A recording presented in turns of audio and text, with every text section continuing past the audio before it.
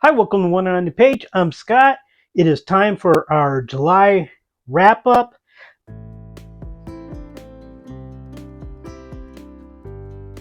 I finished 10 books this month. It's a little bit less than I expected to finish. I was estimating somewhere between 12 and 14. It did also include Don Quixote, which is roughly 1,000 pages long. So it's also far fewer books than I finished in June when I finished 23. So, gonna go over the books from worst to first, and coming in at number 10 is PG Wodehouse's The Pothunters. This, as I said in my last vlog, is, at least so far, probably, hopefully, likely, the worst PG Wodehouse fictional book that I have read. It was published in 1902 when Wodehouse was 21 years old. It was his first novel. It was about boys at a boarding school, many of them involved with sports. There are maybe 3 female characters in the book, only one of whom I believe speaks. So obviously there is no romance. There's a lack of the trademark Wodehouse humor that I'm used to.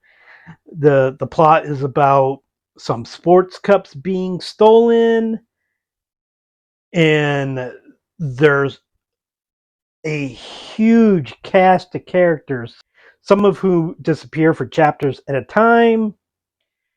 Some of them who have similar names to each other. Some of them who have their name and a nickname, and when you get this character introduced, say in chapter 3, and they don't come back until like chapter 11, and then they're introduced by their nickname, but then you also get the name mentioned in the chapter also separately from the nickname. It's just very confusing. It was not a good book. It is one of Wodehouse's school stories. I have found with my limited experience with the Wodehouse school stories, because those are the ones that I basically haven't read. He has 96, I believe, fiction books, novels, and story collections. I believe I've read somewhere between 75 to 80 of them, and I have saved a lot of the school stories for last. Or I'm just kind of dreading them a little bit. So the school stories I'm kind of waiting to read for when I do it for a Wodehouse podcast that I work on. Not looking forward to the next Wodehouse school story. Still looking forward to reading Wodehouse. I am rereading Smith and the City for next month's podcast, and I'm looking forward to that, even though Smith is one of my favorite characters. So that was at number 10. At number nine is It Happened One Summer by Tessa Bailey. I said before that I read this based on a recommendation from Jack Edwards. I saw him mention it in a video. He enjoyed it. I had a different experience with it. I enjoyed it for about the first third of it, and then it just started to go hill. Basically, it goes downhill once the two of them get together, because Brendan, the main male character, is a douchebag, a light douchebag, but he's still a douchebag. He's a very possessive, jealous person, not a very friendly person. And when he and Piper, the female lead character, get together, he just becomes worse. had, as far as I know, one relationship before, his wife, who he did not necessarily love as you might a wife. They were more friends, but she died, and he essentially mourned for 7 years, not so much because of how he felt, because of how his small town felt, and his father-in-law, who he essentially worked for. So 7 years, hadn't been with anybody else, hadn't really been with anyone else before, so I didn't buy this relationship. I thought the character Piper, the Los Angeles girl who comes to her father's hometown, father has died, and she comes there basically as punishment from her stepfather because of some action she did that got bad publicity, got her put in jail for overnight. So she's a fine character. I just don't think the male character is good. I don't think they necessarily mesh together, though obviously with a romance novel they're together at the end. Huge spoiler. And I say this often with romance books. Do I picture the two of them together? No, I don't see this lasting. I don't think it's necessarily going to be a awful result, but I don't think that Brendan is mentally ready for a relationship like this. So that's book number 9. Book number 8 is On a Sunbeam by Tillie Walden. It is a graphic novel. I don't read graphic novels frequently. This one is also a huge graphic novel, roughly 550 pages. In 2 timelines, basically a crew that goes around and to different planets and basically is kind of a cleanup restoration crew. And the other timeline is previously when one of the women on the crew was at school. Her relationship with another girl. She's Mia. The other girl is Grace. The Mia and Grace storyline, both in the former timeline, the school setting, and when they reconnect uh, down the line, those are good. It's the whole crew storyline that I don't really enjoy. I had problems with the writing, not the writing, but the legibility of the writing on the pages. I had problems telling some of the characters apart, and except for me and Grace, most of the other characters didn't really stand out. I'm having a lot of trouble remembering what the names of other characters are. I think I can remember one other character's name, and there are a few others that are like just like on the periphery here. I think I can almost see them, but I just can't. So not great for me. If you are a fan of graphic novels, it's apparently a well awarded, and critics seem to love it. So this is just one person's opinion. It just didn't work for me. Book number 7 is My Heart is a Chainsaw by Stephen Graham Jones. It is a horror novel. You will have to read that you'll have to read the book yourself to figure out why I'm going like, is it? I don't know, maybe. The problems I have with this, and I will point out right now, this won the Bram Stoker Award for, I forget what they call it, but it's essentially the same as Best Horror Novel in 2021. So, yeah, and NPR's favorite scary read of 2021, Library Journal best book of 2021. This is not scary at all to me, I will say. I think it could have been an interesting read. One essentially is all one character, Jade Daniels, the main character, who is a huge fan of slasher films. She believes that there is the equivalent of a slasher film that is going to be going down in her town. She thinks she has found the final girl. She does not believe that she's the final girl. And it's about that. There are reasons why she is the way she is. I just don't feel like that any of the other characters mattered in the novel. It was all Jade. It was all concentrated on Jade.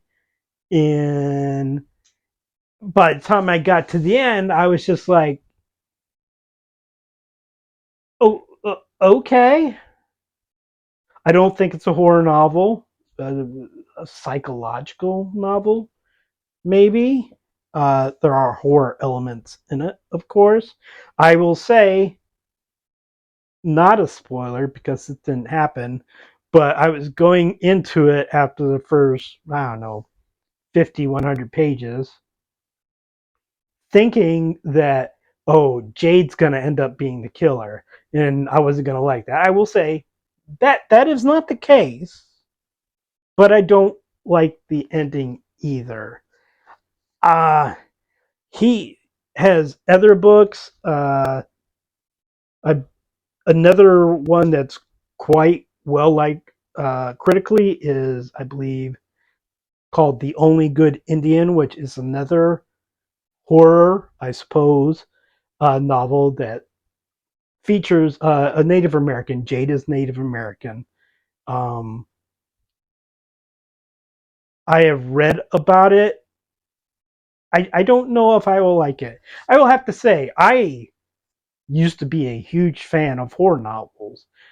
Anybody who has watched my 5 Year Battle Stephen King videos know that I don't have an issue with horror novels. I love my old Stephen King. I love Robert Kamen.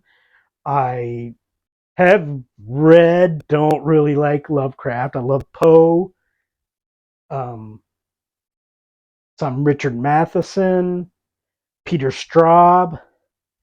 I just don't really, I guess, connect with horror now, new horror, or I don't even know if I would read horror novels that I haven't read before, but that were published 40, 50 years ago, whatever, if I would enjoy them. I think I maybe just like that time frame where I was a huge horror fan and now not so much. But again, I don't personally, just my opinion, classify this as horror. Number six is The 7 Year Slip by Ashley Poston. It's a time travel novel, sort of. A woman has her aunt's apartment that has been passed to her after her aunt died. Uh, in the apartment, time sometimes goes back 7 years. Not outside the apartment, just in the apartment. So if you are there, say now in 221, sometimes, not all the time, you may actually be in 2014. And so whoever is at the apartment at that time may also be there. So you may meet them. A woman meets a man who is there. It was still her aunt's apartment, but the aunt was letting him stay there. They have a connection. So it's just a few months for, and I forgot, oh, Clementine. For Clementine, and it's 7 years for the guy. In the age of the internet, it doesn't make a lot of sense to me that they didn't connect at all. Even in those few months, for Clementine because although the man gives his middle name, that's the name he usually uses, but it's not the one he uses for work. There's enough information about him that I think she could have found him. And of course, he had 7 years. He could have found her. And that they didn't, I just didn't buy. Um, there's not a lot of chemistry between these two either. I mean, it was fine. I don't think there was anti-chemistry, but I'm just kind of like, okay, cool. I another one. It's a romance. Do I buy that they will be together? No, I don't. I don't buy that even though they're together at the end of the novel that they're together. It doesn't make sense. I don't see it. There's nothing wrong with either character individually. I just don't see them as a couple. So I generally do not have a lot of luck with time travel novels. I've read Emma Straub's This Time Tomorrow. I know there are other ones that I just am having trouble with. 11/22/63 by Stephen King, which is a good time travel novel, although I don't like some of the time travel stuff that is in it. I don't appreciate the ending. I think the ending is predictable. I cannot say what would be a better ending for that novel. It's kind of like he wrote himself into that's the only ending that there can be. So I keep trying though. I keep trying.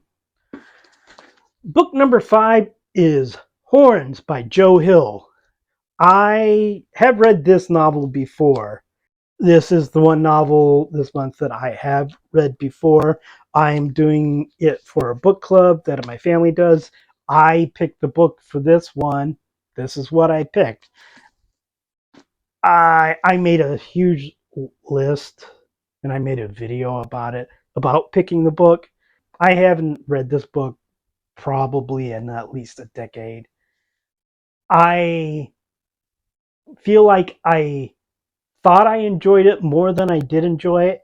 I still I still like it. I just don't think it was as good as I think I thought it was. And a lot of that, quite honestly, has to do with the villain of the piece. Uh, I don't buy that villain. I don't buy that other people would have that person in their life and not know that he's villainous. I liked most of the novel.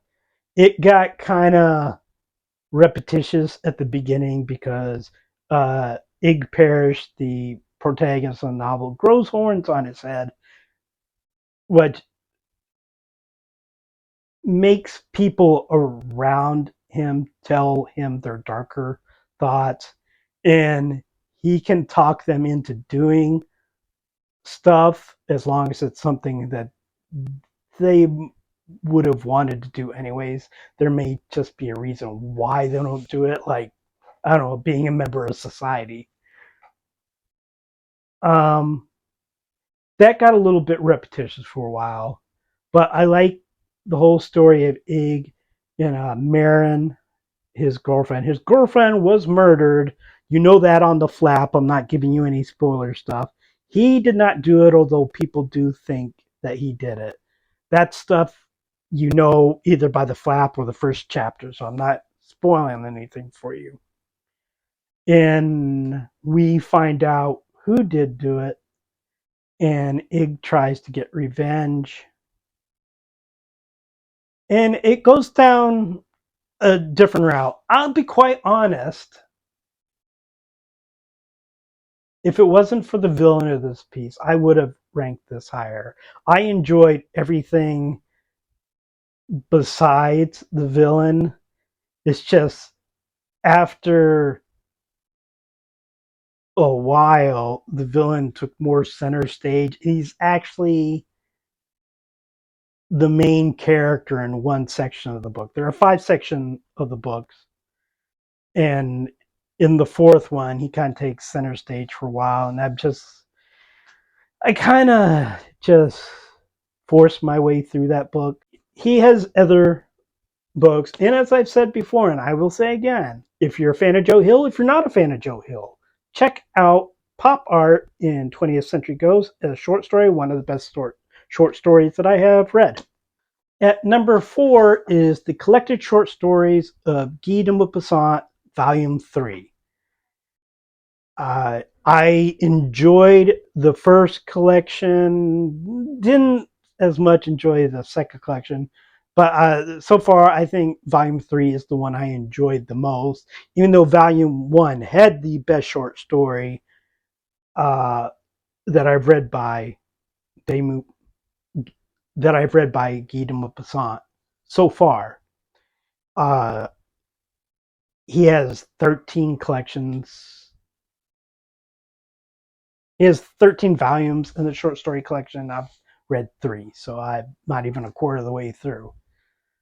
So most of the stories are about relationships, usually love, marriage, like that. Guy de Maupassant is actually a favorite writer of Joe Hill. If you like the writing of Joe Hill, especially his short stories, even though Guy de Maupassant is not necessarily a horror writer, you will probably like these short stories. Not often that you will find a happy ending in the short story, but there's an occasional one. So I'll probably be reading a volume a month until I'm done with them. Very good short stories all around. I don't think there were any necessarily bad ones. There's some that are just kind of like, okay, but no bad ones.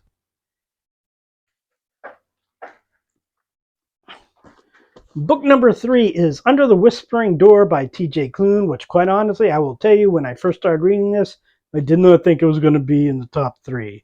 I was annoyed by the characters. I was annoyed by the tea talk with Hugo. Just it made me roll my eyes a little bit. Wallace Price is a man who dies, and he goes to Hugo's tea shop, which is basically a way station, until he goes on further. What's further? Well, we don't really know yet. It's on the other side of a door, and you choose to go through the door when you're ready. May is a reaper who is basically somebody who takes the recently deceased to the way station. Hugo is the ferryman who takes the person to the door and prepares them for moving on. And there's also Nelson, who is Hugo's grandfather, who has also died, and he's just been hanging around the tea shop. May and Nelson are kind of dicks to Wallace for no particular reason. Wallace was not a great person in life, but that should have nothing to do with how you treat a person you just met.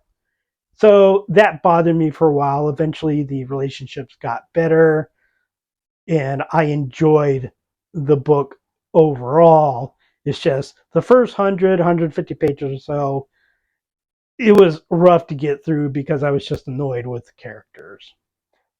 I gave this a 4 out of 5 stars as a rating. I did not think that I was going to go anywhere close to that at the beginning. Book number 2 is Don Quixote by Miguel de Cervantes.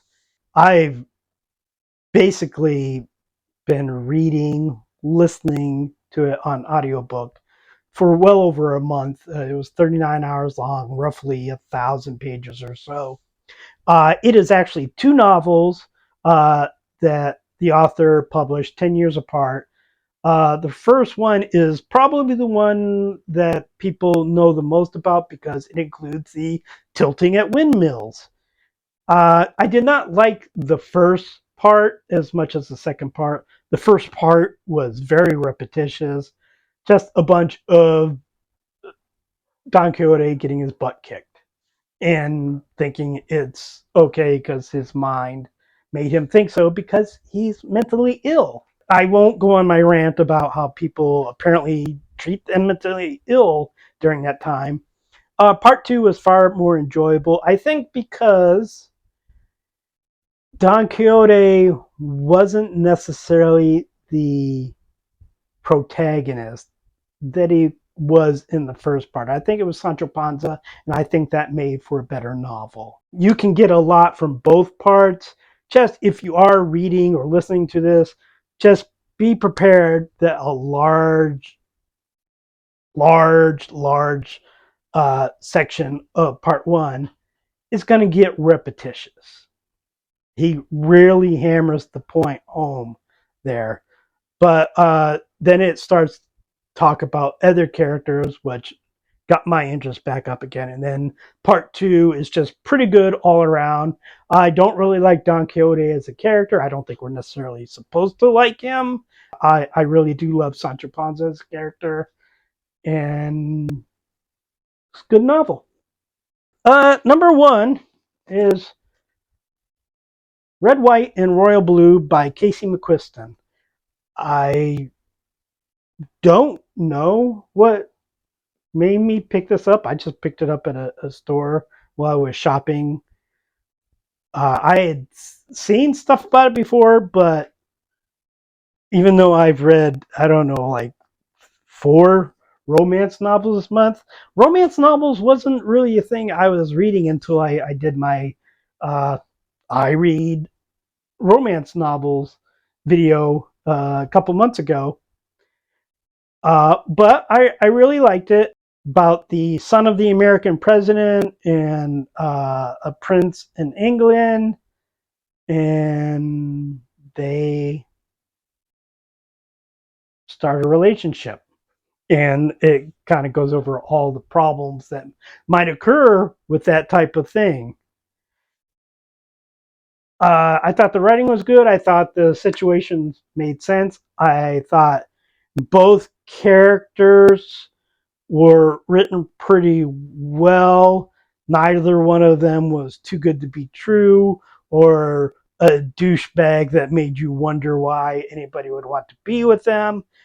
It was written mainly from uh, the first son's point of view, which I understood that we needed just his point of view to get up to a certain point. But I wish we had seen more of the prince's point of view also. That in one character, I'm blanking on her name, Sarah, I believe. It's like the chief of staff for the president. It's a problem I had with Under the Whispering Door. Characters who act like dicks for no reason. Yeah, I have no appreciation for that. I have no patience for that. I know people like that type of character, but I don't. I just don't. So minor quibble. She wasn't a huge part of the novel anyway. So that's my top 10 books of July. My only 10 books of July. I am traveling in August, including a long drive and airplane ride. So I think I will read more books in August than in July, but who knows? So that's it for this month. Please like and subscribe, leave comments, and I will talk to you next time.